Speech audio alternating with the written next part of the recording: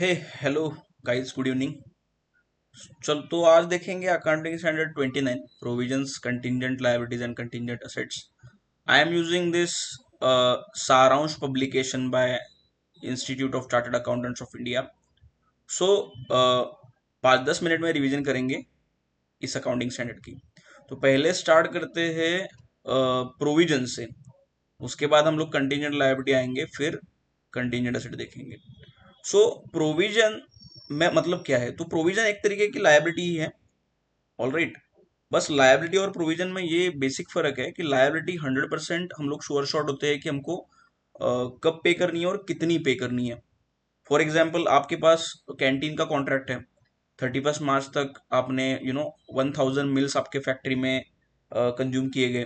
तो उसको आपको पता है कि फर्स्ट वीक ऑफ अप्रैल और अप्रैल में मेरे को पेमेंट करना है वो कैंटीन के बिल का। तो आई एम वेरी श्योर कि पर मील कॉस्ट कितना है, लेट अस से 200 रुपीज है। तो वो मैं जो उसका लाइबिलिटी है वो 100% मैं श्योर हूँ कि अप्रैल में पे करना है और इतना पे करना है। प्रोविजन में फर्क क्या आएगा कि we are not sure how much is the liability because there is no contract as such, there is no agreement regarding that liability. For example, आप माइनिंग कर रहे हैं, ठीक है, और माइन 20 साल बाद जाके आप बंद करेंगे। 20 साल बाद जाके बंद करने के बाद आपको माइंस को फेंसिंग करना है, लेटेस्ट से वो एक आपको लायबिलिटी है। गवर्नमेंट ने आपको बताया कि फेंसिंग करके जाना है। तो 20 साल बाद वाला कॉन्ट्रैक्ट अभी तो नहीं बनाएंगे आप, तो उसका लायबिलिटी कितना आएगा? राइट। तो वो है, उसमें हम लोग अनश्योर है कि कितना आउटफ्लो ऑफ इकोनॉमिक रिसोर्सेस होगा, तो उसको हम लोग बोलेंगे प्रोविजन। तो provision should be recognized when an enterprise has a present obligation as a result of past event. All right, मतलब something has happened in the past, because of that your enterprise has a present obligation. It is probable that an outflow of resources embodying economic benefits will be required to settle the obligation. And third condition is a reliable estimate can be made of the amount of obligation. तो ये तीनों condition जब complete होंगे then you can give a provision. Alright. तो present obligation का मतलब समझते हैं पहले। सो प्रेजेंट ऑब्लिगेशन मतलब अभी आज के दिन आपका जिम्मेदारी है, ऑब्लिगेशन है टू पे समथिंग टू समबडी। आज के दिन आपको कुछ चुकाना है जिसका बेनिफिट आप ले चुके हैं। An enterprise should determine whether present obligation exist at the balance sheet date by taking account of all available evidences. मतलब बैलेंस शीट हम लोग बनाते कब है? 31 मार्च को बनाते हैं। तो उस दिन जो भी आपका ऑब्लिगेशन है आपको असेस करना पड़ेगा कि इसका मैंने लायबिलिटी दिया है, इसका नहीं दिया है, इसका प्रोविजन किया है, इसका नहीं किया है। All right.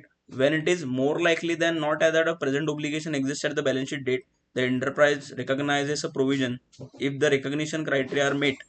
And where it is more likely than no present obligation exists at the balance sheet date, the enterprise discloses a contingent liability unless the possibility of an outflow of resources embodying economic benefit is remote.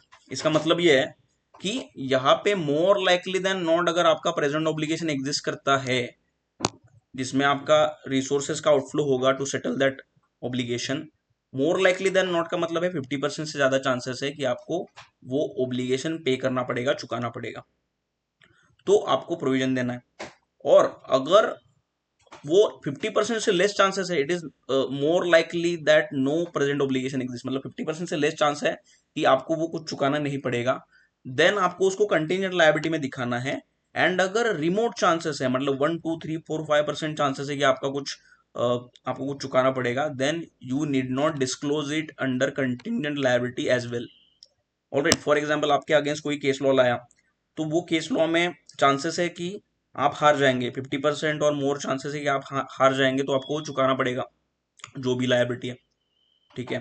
तो आपको provision देना पड़ेगा। Secondly, अगर वो chances ऐसे है कि 40% 30% chances है, तो आप कंटीजेंट लायबिलिटी में डिस्क्लोज करेंगे। और अगर 1 2 3 4% है तो आप उसको डिस्क्लोज भी नहीं करेंगे because the chances are remote. Alright. तो ये हो गया आपका प्रेजेंट ऑब्लिगेशन। चलते हैं आगे। पास्ट इवेंट क्या है? So past event as the name suggest कि पास्ट में कुछ होके रखा है जिसका आपको अभी ऑब्लिगेशन आया है, right. No provision is recognized for costs that need to be incurred to operate in the future.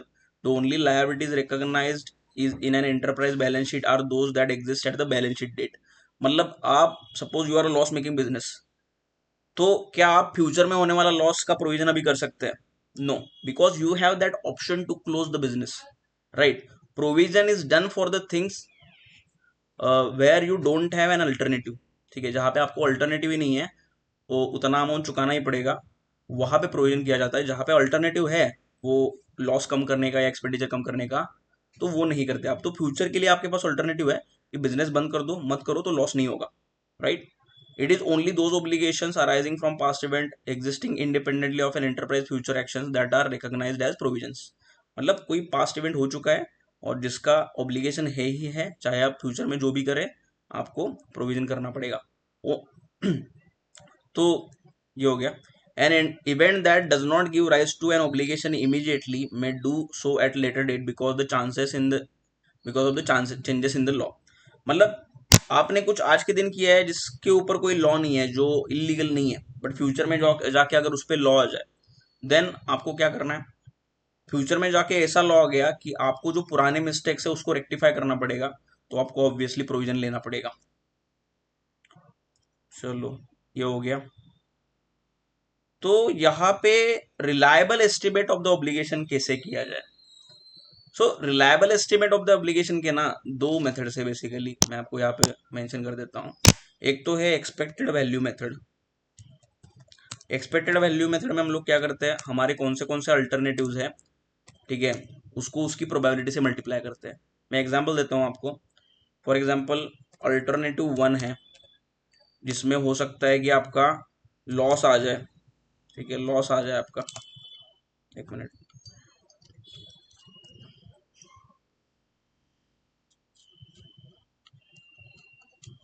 आपका लॉस आ जाए और लॉस 1 लाख का आ जाए. 50% चांस है, प्रोबेबिलिटी 50% है. ठीक है. अल्टरनेटिव 2 है, चांस है आपका 30%. कितना लॉस आएगा इसका, 50 के लॉस आएगा. और अल्टरनेटिव 3 है, जिसमें नील लॉस आएगा. चांस कितना है, प्रोबेबिलिटी है आपका 20%, तो 100% आपका हो गया वेटेज प्रोबेबिलिटी का. ठीक है. और इसमें लॉस का चांस कितना है, नील, मतलब इतने, इसमें कितना लॉस सकता है, नील, जीरो आएगा. तो एक्सपेक्टेड वैल्यू मतलब क्या, इन तीनों का आप जब मल्टीप्लाई करके एग्रीगेट वैल्यू निकालेंगे, वेटेड एवरेज, मतलब probability multiplied by value is equal to, अब देखिए, 1 × 50, 50 के प्लस 30% इंटू 50 के, 15 के प्लस 0, तो ये आपका आ गया दिस इक्वल्स टू 65 के. बराबर. तो इसको बोलते हैं expected value method. Second method is most likely outcome method. मतलब various outcomes are there and most you think, मतलब technically, with the help of technical expert and historical trend, you think that this outcome will happen, then आप उसको most likely method से भी ले सकते हैं. Alright. तो ये दो तरीके हैं रिलायबल एस्टिमेट ऑफ प्रोविजन करने के या प्रोविजन करने के. ठीक है. तो एक्सट्रीमली रेयर केसेस में क्या होगा, where no reliable estimate can be made, a liability exist that can not be recognise. मतलब आपको याद है ना, प्रोविजन के लिए 3 कंडीशन सेटिस्फाई होनी चाहिए. एक तो पास्ट ऑब्लिगेशन है, एक तो प्रेजेंट ऑब्लिगेशन है because of the past event, एक तो रिलायबल एस्टिमेट आप लोग कर सकते हैं. ठीक है. रिलायबल एस्टिमेट आप लोग कर सकते हैं, मतलब प्रेजेंट ऑब्लिगेशन है because of the past event, और chances of outflow of economic benefits are there, मतलब प्रोबेबल है कि आपको चुकाना पड़ेगा. तो तीनों में से एक भी कंडीशन सेटिस्फाई नहीं हुई तो अब वो कंटीजेंट लायबिलिटी में कन्वर्ट हो जाता है. तो यहाँ पे अगर एक्सट्रीमली रेयर केसेस में ऐसा हो सकता है कि आपका मतलब एक एस्टिमेट ही ना कर पाओ आप. नॉर्मली होता नहीं है ऐसा. ऑलराइट. एस्टिमेट कर सकते हैं आप लोग कुछ ना कुछ तो. ठीक है. तो ये हो गया. चलो आगे बढ़ते हैं.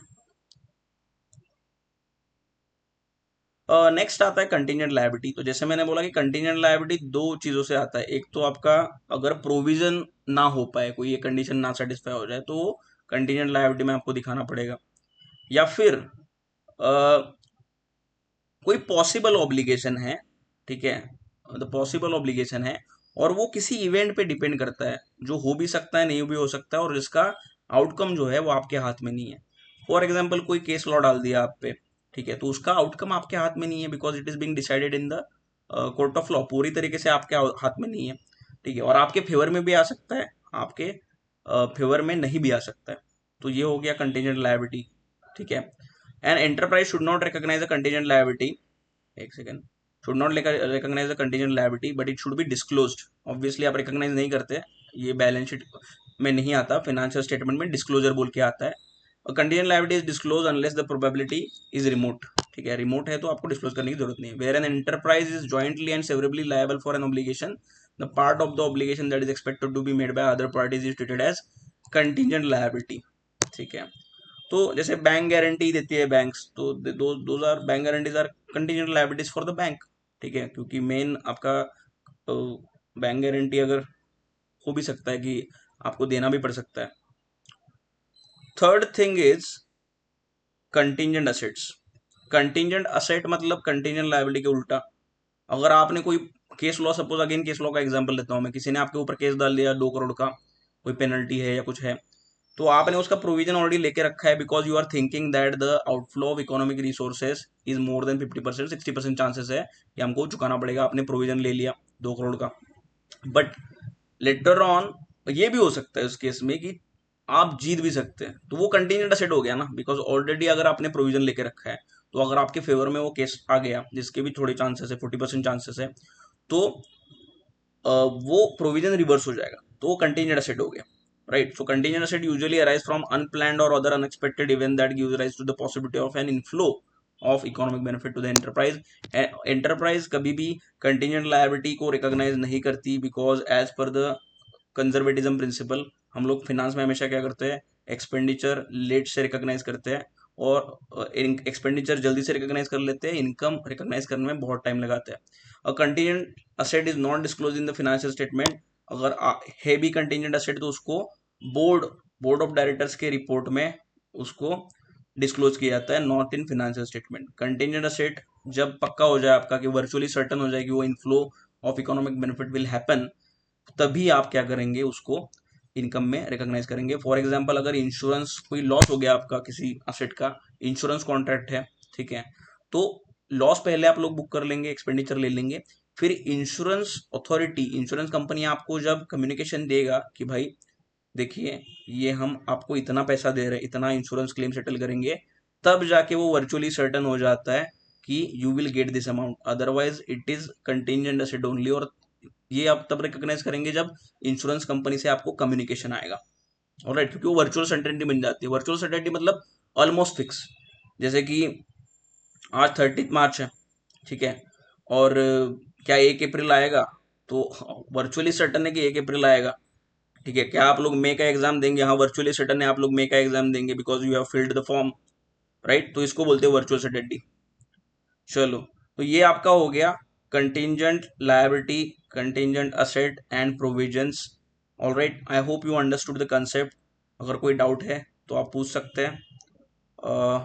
Thank you.